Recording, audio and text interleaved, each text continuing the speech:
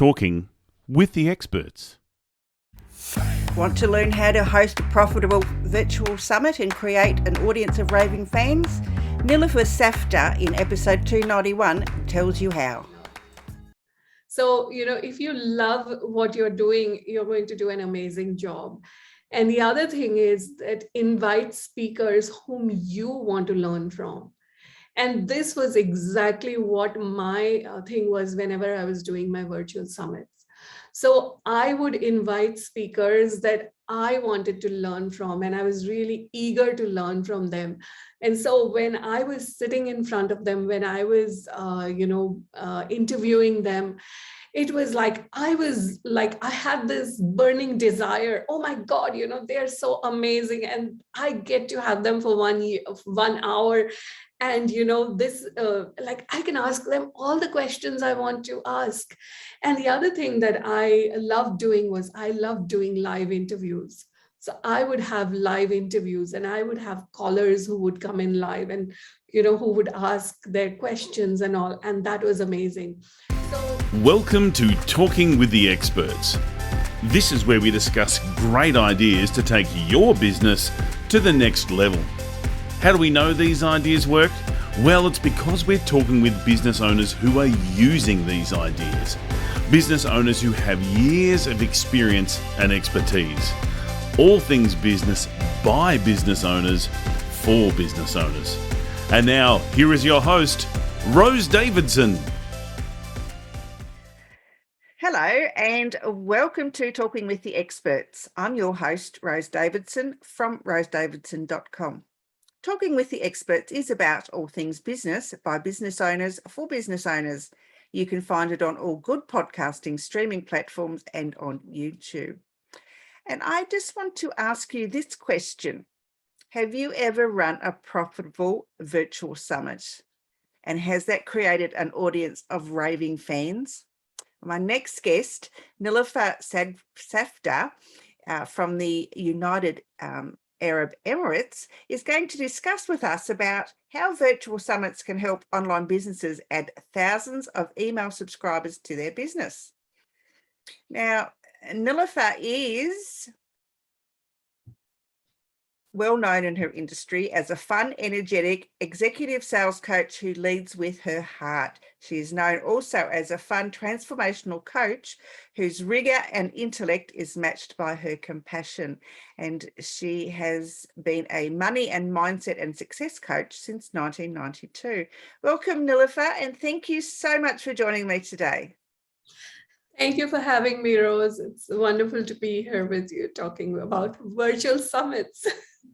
Yes, I'm just about to manage an online virtual summit next week for 3 days. So I'm doing all the behind the scenes things. So we're hoping that we make a little bit of money out of it. So that'll be quite nice. But what got you into virtual summits and creating and training people to be successful at them? So I actually hosted my first virtual summit in 2011. And, I'm into the personal development, self-development kind of niche. And, 2012 was the year when, everything was going to change and, all of that. So I said, you know what, I want to do a virtual summit, which is like a year long. And I wanted to start on 11/11/11 and end it on 12/12/12, so that we could pass through that thing, And so I ended up doing my virtual summit.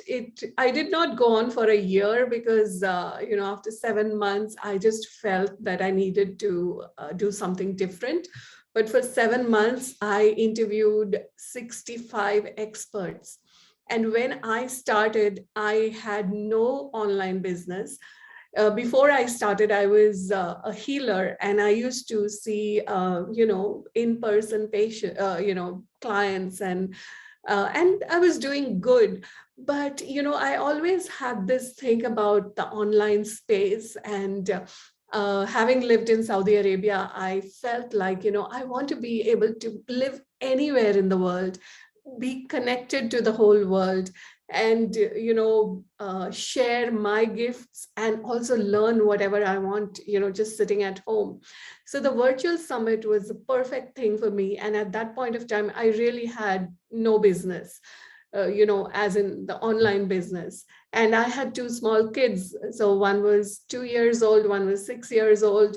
And I was in a new country because we had just moved to the UAE from Saudi Arabia. And I wanted to be able to do something, but didn't necessarily want to go out to work. And so I started the virtual summit. And that at that point of time, I used to do my interviews at 4 a.m. because that was the only time my two rambunctious boys were asleep and it was all silent, so I could do my interviews. And those 7 months, really, they changed my whole life. They changed my whole business. They gave me, like, I added 1,800 subscribers to my email list. And it was just amazing. Like, the whole world opened up for me. Wow, that's pretty impressive. Exactly. And then after that, I just ended up doing summits, and I did virtual summits, which were totally out of the box. Like, I just did whatever I wanted to do. So I didn't follow that, it should be this format, do it in this way and that way. And I just went ahead and just had fun doing it. And, from my third summit onwards, I had consistent 5K summits. So that was like, it was amazing. And so I built up an email list of almost more than 25,000 subscribers. And after that, I, started doing my coaching and, of course, healing and coaching and all of that. So this gave me a very good platform from which I could launch my own programs and stuff like that. So it's been a very, very transformative and amazing journey with me. Sounds like it. Wow. What makes a good virtual summit? So I think the most important thing is to select a topic that you really love. So, if you love what you're doing, you're going to do an amazing job. And the other thing is that invite speakers whom you want to learn from. And this was exactly what my thing was whenever I was doing my virtual summits. So I would invite speakers that I wanted to learn from, and I was really eager to learn from them. And so when I was sitting in front of them, when I was, interviewing them, it was like, I had this burning desire. Oh my God, they're so amazing. And I get to have them for 1 hour. And, this, I can ask them all the questions I want to ask. And the other thing that I loved doing was I loved doing live interviews. So I would have live interviews and I would have callers who would come in live and, who would ask their questions and all. And that was amazing. So the recordings that I ended up creating from my virtual summit was so valuable that people were really willing to pay money for the recordings. And that's how, my summits were so profitable. And I became known in my particular niche as that person who does this virtual summit.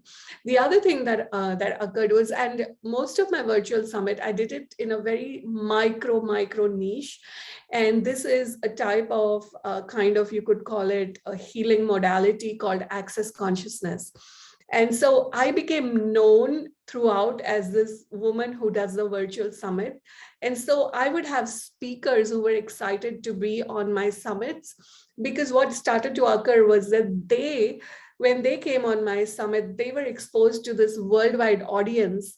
And then, they started getting invited to different countries to go and do their workshops and their programs.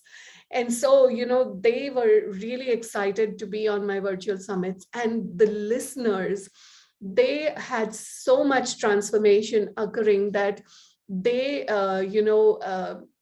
they started learning the modality. They started doing the different programs. I would have people call me up or tell me, or if I met them anywhere in the world, they would kind of tell me how much the summit had changed their lives, and how much they had grown and what other classes they had taken and stuff like that. So it was just amazing. Ah, wow. So I guess one of the questions would be is how do you get people to attend your virtual summit? What is the marketing behind it?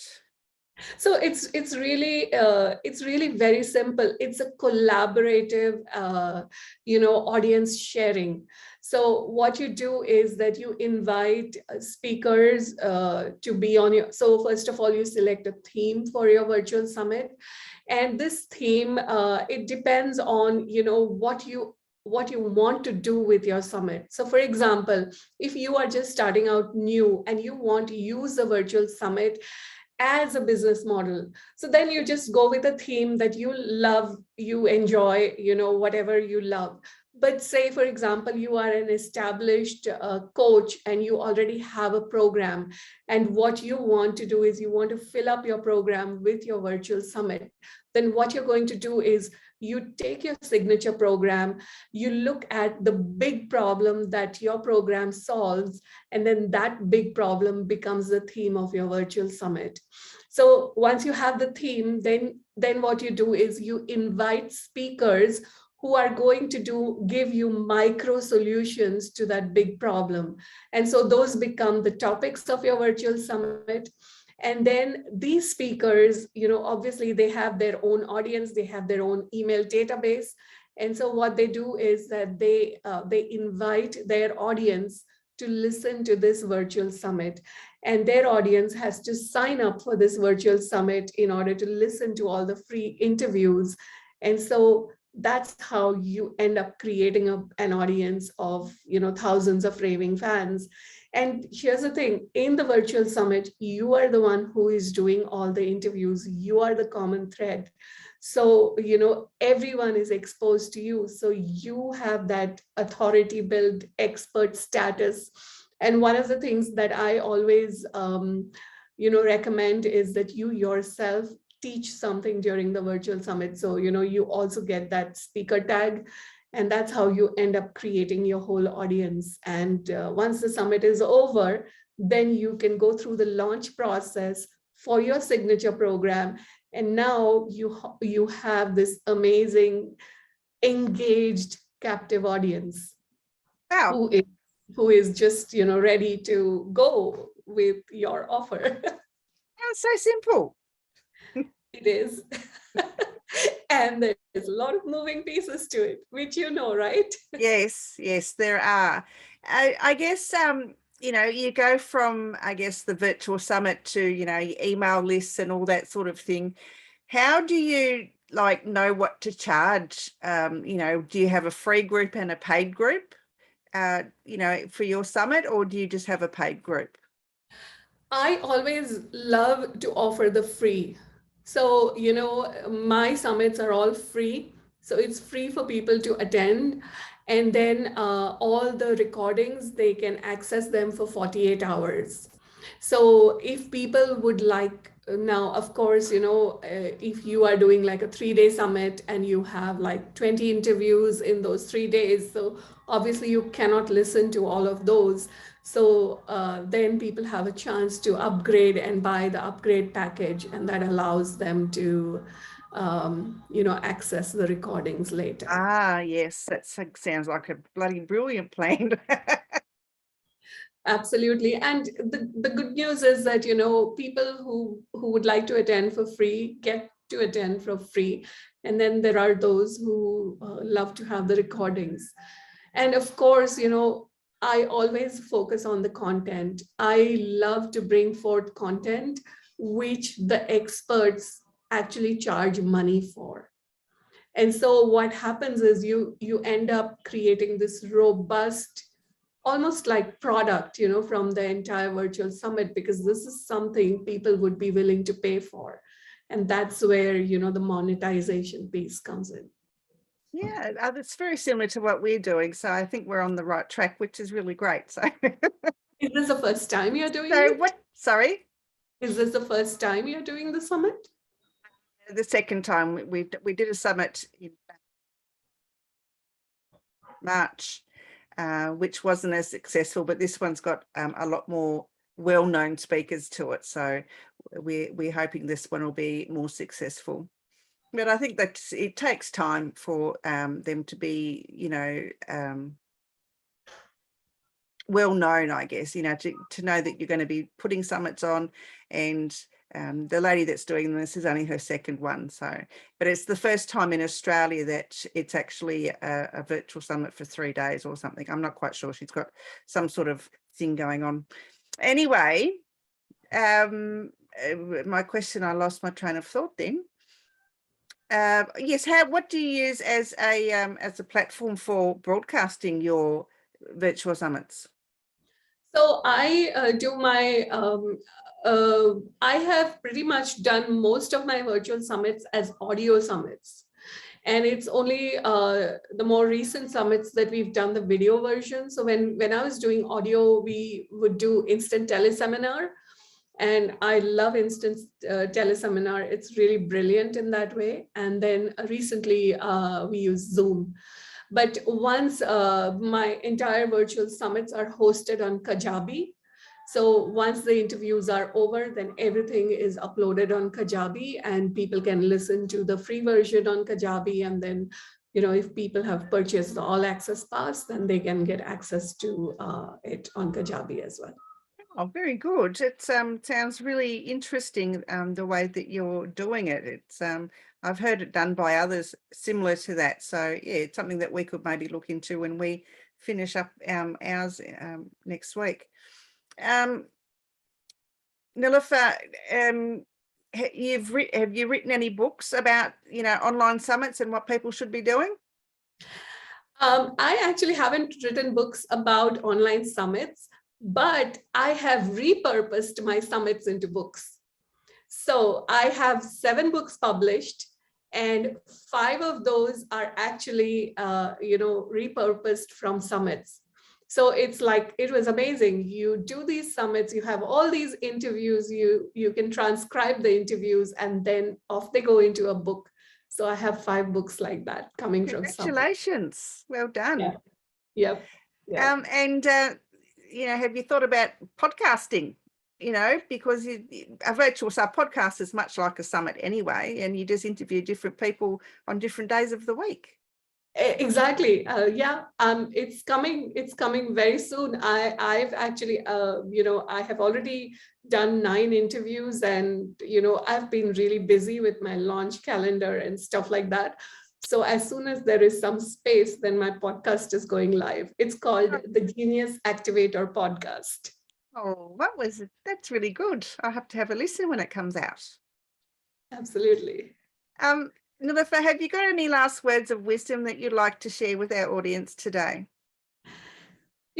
I find I'm just going through this 30-day virtual summit intensive, in which I'm teaching people how to put together a virtual summit in 30 days. So every single day they get this little little assignment that they have to do, and in 30 days everything gets done.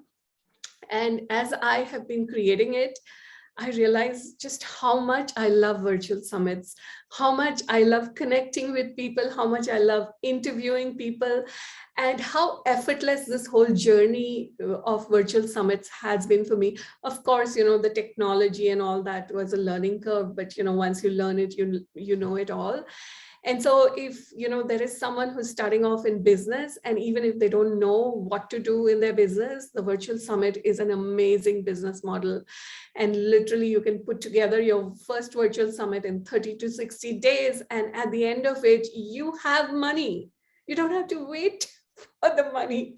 Isn't it like, I think the biggest transformational moment for me was in my first virtual summit, when my summit went live, and then I started getting those notifications of payment received.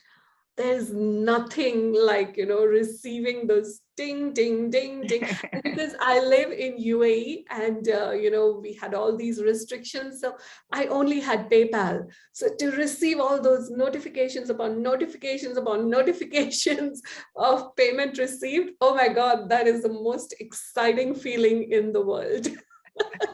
Yes. Ding, ding, the little cash register going ding, ding. Exactly. I just I love it. guess one thing I didn't ask was, how does anyone start to organize a virtual summit? It's great that you ask. I have this little Google Doc that I've created, which is called the Virtual Summit Blueprint. And I have actually kind of listed my story about virtual summits and what are the 5 steps that you require. So, I can share that with our listeners. And yeah. Yeah, what might the 5 steps be? If you want to run through those quickly, that would be great. Okay, so the first step is, of course, your idea and your theme for the virtual summit. So, I talked about it a little bit. Yeah. The second step is where you, do the speakers, you select the speakers, the speaker outreach. Okay. Step number 3 is, all the moving pieces, all the technology pieces and all of that good stuff, which you do. Step number 4 is the monetization piece, and 4 and 5 are kind of interchangeable because sometimes some people like to do a pre-recorded version of the summit, so they record all the interviews and then the monetization follows. But the way that I have always done it, I think only one was where we pre-recorded. The way I did it was that always, I had live interviews. So for me, the excitement was that even before the summit launched, there was all this money coming in. Because, in that promotion period of the virtual summit, people, all your speakers are emailing, you have all these, email subscribers signing up for your virtual summit. And once people sign up, you have all the people buying your, upgrade package, and you haven't even done the first interview. And that was like so much fun for me. So that's, the monetization piece and actually doing the interviews, running the summit. So that's step number 4 and 5. And thank you for sharing that. That's very helpful for those that want to run their first virtual summit. It's not really as hard as people think it is. No, it is not. It's so much fun. Nilofer, it's been an absolute pleasure to speak with you, and thank you for sharing your knowledge on virtual summits. It's been quite interesting, and I'm sure that our listeners will now be rushing out to start their own. Yeah, I'm looking forward to see all the amazing virtual summits that show up. And thank you so much for having me, Rose. Just before we go, where can people find you if they'd like to work with you? So my website is www.niloferlight.com, and I'm on Facebook as Nilofer Safdar. I'm on Instagram at Nilofer Safdar, and LinkedIn Nilofer Safdar. If you do a Google search, you'll find me. That's good. All right. Well, thank you so much for sharing and coming on today. I've really appreciated your time. Thank you so much for having me.